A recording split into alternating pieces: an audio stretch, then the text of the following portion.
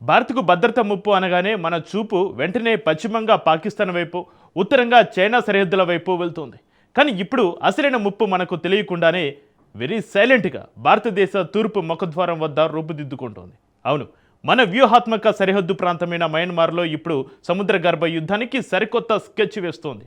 ప్రపంచంలోనే అత్యంత రహస్య దేశమైన ఉత్తర కొరియా టెక్నాలజీతో మయన్మార్ సైన్యం రహస్యంగా జలంతర్గామిని నిర్మిస్తోంది. దీనికి తోడు మన ఈశాన్య సరిహద్దులో యుద్ధ మేఘాలు కమ్ముకుంటున్నాయి. ఇన్నాళ్ళు ప్రశాంతంగా ఉన్న బంగాళాఖాతం ఒక్కసారిగా ఎందుకు వేడెక్కుతోంది? విశాఖపట్నంలోని భారత నౌకాదళ కేంద్రానికి ఈ పరిణామాలు ఎలాంటి సవాలు విసిరబోతున్నాయి? మయన్మార్ సరిహద్దులో అసలు ఏం జరుగుతోంది? ఉత్తర కొరియా, చైనాల తెర వెనుక వ్యూహం ఏంటి? Watch the story. Myanmar submarine వెనుక కిమ్ హ్యాండ్. బంగాళాఖాతంలో చైనా, కొరియా కొత్త స్కెచ్. ఇండియా ఈస్టర్న్ బోర్డర్లో ఏం జరుగుతోంది? భారత ఈశాన్య రాష్ట్రాలకు ఆనుకొని ఉంటుంది మయన్మార్. ఈ దేశంతో భారత్కు ఎలాంటి శత్రుత్వం లేదు. అలా అని భారత్కు అనుకూలమైన దేశం కాదు. మయన్మార్ తాజాగా సొంతంగా మొట్టమొదటిసారి ఓ జలాంతర్గామిని నిర్మిస్తోంది. అందుకు సంబంధించిన శాటిలైట్ చిత్రాలు తాజాగా వెలువడ్డాయి. ఈ జలాంతర్గామి ఉత్తర కొరియాకు చెందిన సాంగో క్లాస్ సబ్మెరైన్ను పోలి ఉన్నట్లు నివేదికలు వెల్లడిస్తున్నాయి. ఆకాశం నుంచి చూసినప్పుడు 14 మీటర్ల పొడవున్న సబ్మెరైన్ భయంకరంగా కనిపించకపోవచ్చు. కానీ సముద్ర గర్భంలో ఒక చిన్న జలాంతర్గామి కూడా పవర్ఫుల్ కంట్రీస్ వ్యూహాలను కూడా తలకిందులు చేయగలదు. ఒకవేళ ఉత్తర కొరియా సాంకేతిక సహాయంతో సబ్మెరైన్ మయన్మార్ నిర్మిస్తుంటే భారతదేశానికి ఇది ముప్పే.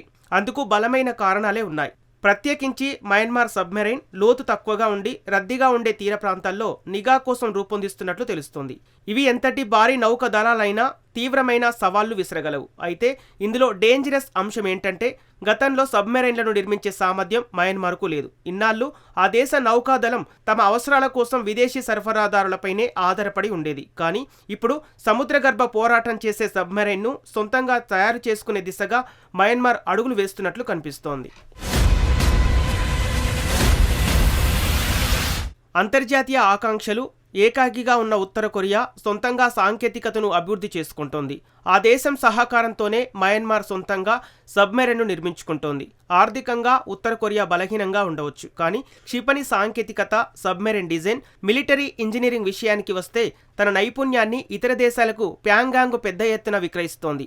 అసలు ప్రశ్న ఏమిటంటే ఉత్తర కొరియా సహాయంతో మయన్మార్ జలంతర్గామిని నిర్మిస్తే భారత్ ఎందుకు టెన్షన్ పడాలి?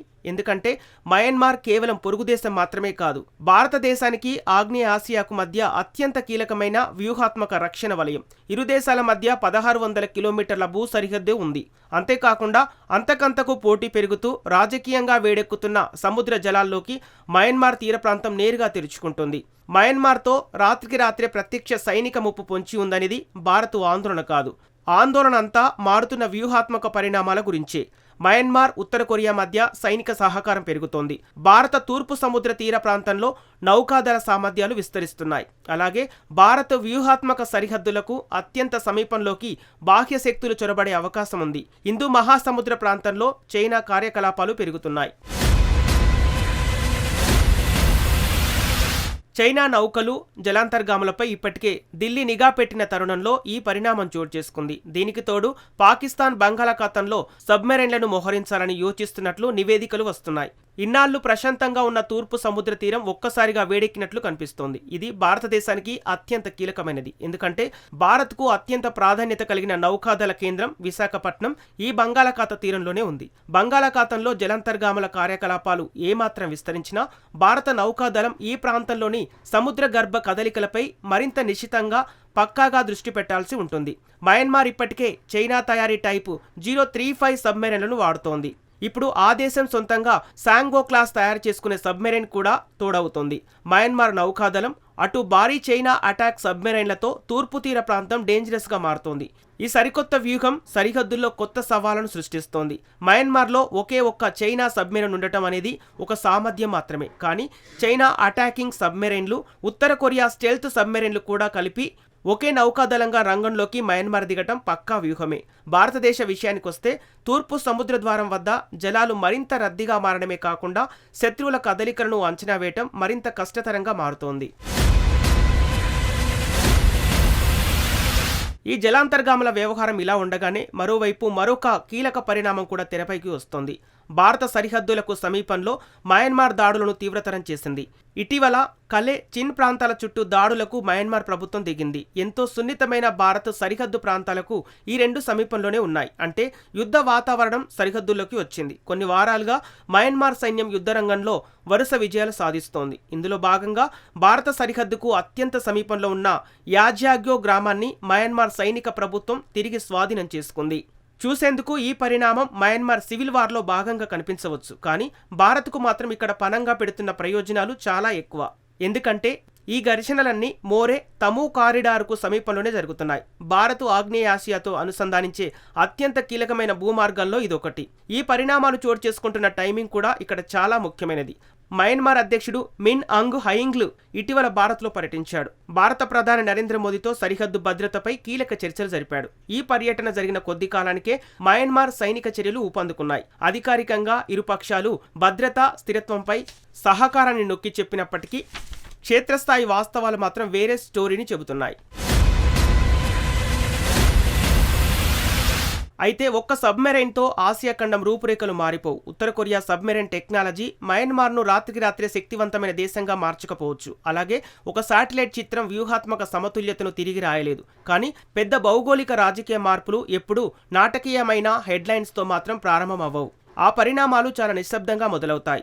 మయన్మార్ సబ్మెరైన్ ప్రాజెక్టు కూడా సరిగ్గా అలాంటిదే కావచ్చు. ఒక పెద్ద కథకు ఇది ఆరంభం మాత్రమే. ఉత్తర కొరియా సాంకేతికత, చైనా ప్రభావం, అస్థిరమైన భారత సరిహద్దులు, వీటన్నిటితో ప్రమాదం పొంచి ఉంది. భారతదేశ జాతీయ భద్రతకు అత్యంత కీలకమైన జలాల్లో ఈ సైనిక కార్యకలాపాలని విస్తరిస్తున్నాయి. ఢిల్లీకి ఇప్పుడున్న సవాలు మయన్మార్ ఈరోజు ఏం చేయగలదనేది కాదు, రేపు అది ఏ స్థాయికి చేరుకోగలదో, దాని సామర్థ్యం ఎలాంటిదో ముందుగానే అంచనా వేయడమే అసలైన సవాల్. సరిహద్దుల్లో పొంచి ఉన్న ఈ నిశ్శబ్ద ముప్పును భారత్ ఏమాత్రం తక్కువగా అంచనా వేయడానికి వీల్లేదు. బంగాళాఖాతంలో రేగుతున్న ఈ అలలు కేవలం మయన్మార్ నౌకాదళ ఎదుగుదలను మాత్రమే చూపించడం లేదు. తెర వెనుక చైనా, ఉత్తర కొరియాల వ్యూహాత్మక చొరబాటును కూడా స్పష్టం చేస్తున్నాయి. ఇన్నాళ్లు పాకిస్తాన్, చైనా సరిహద్దుల వైపే చూసిన న్యూఢిల్లీ ఇప్పుడు తూర్పు తీరంపై మరింత పటిష్టమైన రక్షణ వ్యూహాలను సిద్ధం చేసుకోవాల్సిన టైం వచ్చింది.